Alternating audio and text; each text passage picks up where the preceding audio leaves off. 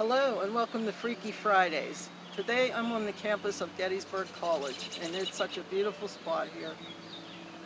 I'm in the area by the rose garden and I wish you could smell the beautiful fragrance of these roses. But anyway, let me get on with my stories. I told you in the previous video that I began coming to Gettysburg in the 90s and that continued through the early 2000s. I just about wore out all my friends with my talk of Gettysburg, and I had one friend left whose name was Kay. And I convinced Kay to come to Gettysburg because she loved to shop. And we are fortunate here because we have an outlet on the other side of town, and also we have a lot of antique stores. So that was pretty easy to convince her. So we came out just for the weekend and were very eager to do things, and I was eager to find out more about why I was so attractive to this town. We stayed at a place called Larson's Quality Inn, and it's right on Route 30, and it's on the battlefield, and it no longer exists. The Park Service bought out Larson's, and it is now General Lee's headquarters, and it's a historical site, no longer a motel.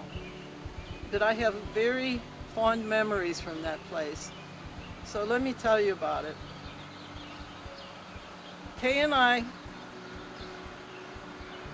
spent the day shopping and touring and doing everything touristy there is to do in Gettysburg. And it was so hot and humid and we were worn out. We got back to the hotel fairly late in the evening and we crashed. I mean, the air conditioning felt so good and we just were so tired and we went to bed early. Well, I had heard rumors about haunted things going on at Larson's and never thought too much about it because I was still a newbie to town and all these things paranormal. Kay was in the bed next to the air conditioner and I was on the bed on the other side, and it was probably somewhere around 2 o'clock in the morning when I woke up. I was as cold as ice. My teeth were chattering. That's how cold I was, even though I was under the covers. This made no sense to me. I thought I was coming down with something, and I couldn't move. For some reason, I felt like I was stuck in that bed, like the covers just weighed me down in the bed. I really didn't know what was going on, and I was becoming fearful because it was a weird situation for me.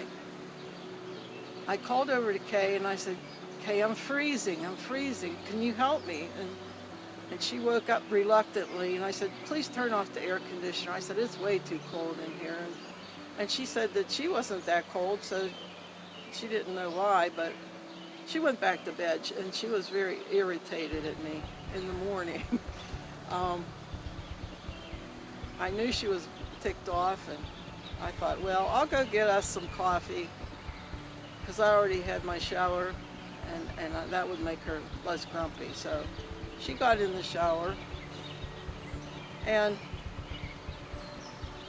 I came back to the room with coffee probably half an hour later, and she looked at me like she had seen a ghost. And I said, what's the matter, Kay? You have a strange look on your face, you know? Did something happen? And she said, I took a shower. And I said, yeah, I know. And she said, I closed the door, got in the shower, and all of a sudden, something started poking at the shower curtain.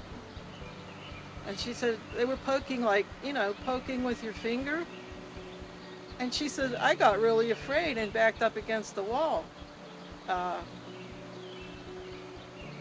She really did look like she saw a ghost. And I thought, wow, that's pretty freaky. And she said, not only that, Terry, she said, when I got out of the shower, the door was open. She said, you didn't come back, did you? I said, no, I just got back now. And she said, the door was closed when I got in the shower. She said, I always close the shower door, you know. So she was very frightened, and we just shook our heads because the experience I had that night with being freezing cold, I don't know, but I have heard that spirits will use a person's energy when they want to manifest themselves and keep it sustained. I don't know if this is true, but that could be one explanation for what happened to me and why I couldn't move and why my teeth were chattering. I don't ever remember being so cold that my teeth would chatter. Well, we went to breakfast and we were in pretty deep thought and didn't speak much over breakfast. So we decided to go up to Little Round Top before we left to go back to Pittsburgh. I'm sorry, you may hear some noise from construction, but that can't be avoided. They're working on things here at the college. We drove up to Little Round Top and got out of the car, and there was no one there hardly because it was early Sunday morning. And there's a placard there on Little Round Top by the parking area that says Little Round Top. So we thought that would be a great photo op for us. So I sat next to the plaque and she took a picture of me, and then we switched positions and I took a picture of her. Well, Kay has a 35mm camera, so we had to wait for the film to be developed, you know how it was back then. So it took a few days and she got the photos back in the mail and she says, "Terry, you aren't going to believe this." And I said, "What's wrong?" She said, "Our photo." She says, "You should see what's in my photo." And anyway, we got together and she showed me the photo of her and myself. Now, the photo of me was totally clear. There was nothing there. It was bright and sunny, and you could see the sunlight coming through the trees. It was like dappled, but there was nothing beside me and the rock wall and that plaque. In front of Kay's photo, you could see a filmy entity. It was see-through, but you could make out that it was the shape of a man in a uniform. You could see buttons on the front of the frock coat.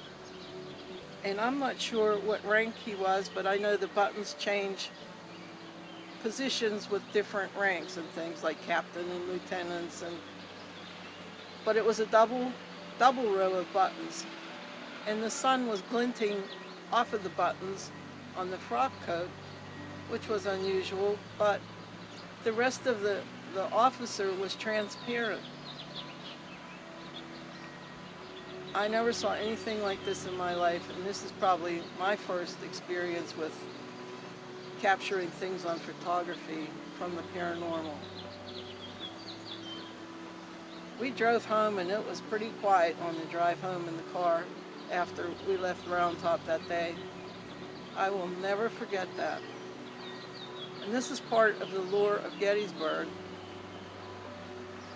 Things that happen in the hotel, things that happen on Little Round Top, they're random. And they can be in full daylight or, you know, the wee hours of the morning, it doesn't matter. A few years ago, I met a woman who was a desk clerk at Larson's. And this is an interesting story because her name was Jean and she worked there for several years. And I was dying to ask her questions about, is Larson's really haunted? And a friend introduced us, and my friend Jane said, "Go ahead, Jean won't mind if you ask her questions." So I did. I summoned all my courage and I said, "Jean, did anything ever happen while you were on night shift at Larson's, or have you ever heard of any stories?" And Jean said, "Terry, I could tell you story after story of customers who came in and said, 'I don't want to go back in that room, it's haunted.' And she's had things happen to her in the hotel office." I felt so relieved because it wasn't like I was losing my mind after all. Gettysburg is a wonderful place, and it is full of history and mystery. And I hope you'll keep following me on Freaky Fridays. We'll have a lot of fun, I guarantee you. If you like this video, please click like and subscribe, and I'll see you next week. Bye-bye.